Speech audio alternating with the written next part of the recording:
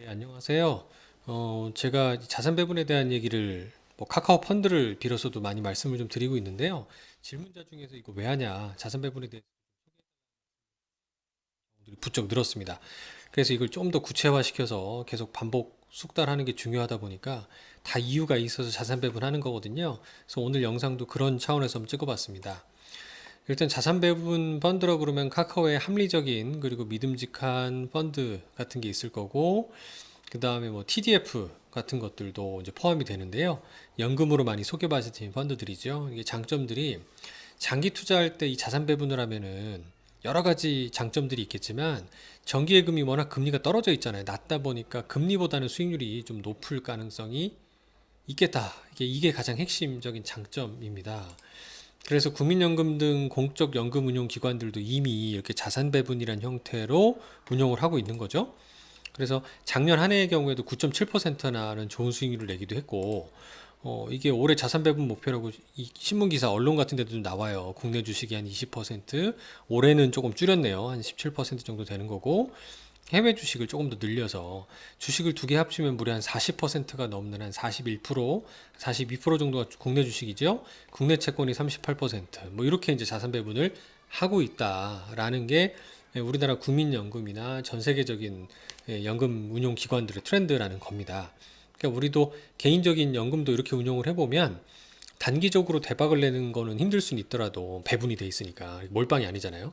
근데 장기적으로 봤을 때는 이렇게 낮아져 있는 금리보다는 무조건 이길 가능성이 높다라는 게 장점이라는 걸 다시 한번 보실 필요가 있어요. 그래서 제가 작년 4월 8일 날 한국 오퍼튜니티라는 액티브 펀드 투자하자, 동학개미가 주로 사는 종목들하고 유사하더라라고 해서 소개를 드린 영상이 있는데, 이게 그때 4월 8일 날 투자했으면 무려 지금 한 80% 가까이 수익률이 나고 있습니다. 근데 더 놀라운 건 뭐냐면 그냥 ETF 사도 똑같죠? 코덱스 200을 사든가 코스피 지수가 지금 한 77% 정도 올랐는데, 이 카카오에서 사는 한국 인덱스 펀드 파워 인덱스를 사면 81% 수익이 나고 있는 거예요. 그래서 이걸 보면서 다 오를 땐 좋죠. 근데 왜 자산 배분을 해야 되느냐에 대한 이유도 여기서 보실 수가 있어요. 그러니까 앞에 이거 이렇게 올라서 좋다고 이렇게 사신 분들이 있어요. 근데 만약에 이때 샀을 때가 꼭지면 어떡합니까? 여기 보시면 이런 거죠. 작년 초가 그랬습니다. 작년 코로나가 터지니까요. 갑자기 주식이 30%씩 하락을 해요. 펀드, 뭐 ETF 살 거 없이. 단기간에 30% 빠지면 여기 우리 독자님들도 막 난리 날 거예요. 뭐 멘탈이 붕괴가 되는 거죠.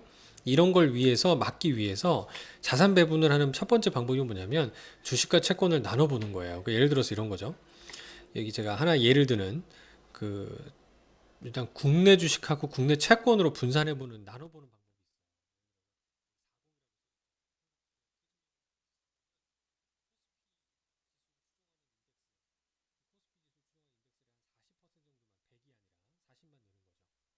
그랬더니 주식시장이 코스피가 한 30% 정도 하락하니까 얘는 30%에 40%, 12% 정도 떨어지는 거죠. 실제로 그렇죠.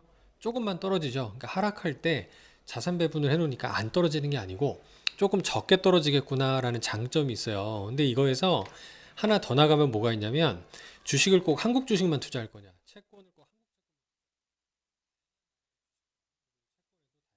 그리고 다양한 섹터, 종류의 채권들이 나눠지거든요. 이것들을 이제 골고루 나눠서 분산을 해보는 방법들이 있습니다. 근데 일단은 제가 방법 1번 한국 주식 채권으로 나눈 게 이 파란색이고요. 그다음에 TDF가 요 글로벌 주식 채권, 거기에 뭐 부동산 같은 것까지 분산돼 있다고 보시면 돼요. 얘도 좀 비슷하죠? TDF의 숫자 2025라는 게 좀 요거랑 유사해서 제가 좀 예시를 들은 거고요. 비슷하게 하락을 합니다. 근데 이렇게 적게 하락한다는 뜻은 무슨 얘기일까요? 상승할 때 그만큼 상승할 때도 조금밖에 못 오르는 거죠. 만약에 여기도 보세요. 코스피 지수가 한 40% 넘게 올랐잖아요. 그러면 이론적으로 46에 곱하기 40% 정도 오르는 거죠. 4, 46.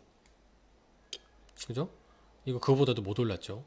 좀 조금밖에 못 오르는 단점이 있는 거예요. 그러니까 자산 배분하면 이 몰빵할 때보다 수익률은 분명히 적을 수는 있습니다만 하락할 때 방어하는 장점을 가졌다라는 것을 꼭 기억해 주시면 좋겠고요.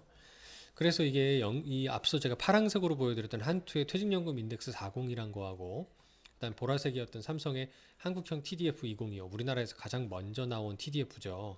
이 두 가지를 좀 비교를 해보면 연도별 수익률이에요. 2017년부터 2020년까지 이렇게 보시면 어떠세요? 어떤 느낌이 드십니까? 2018년도에는 마이너스를 보이기도 하죠?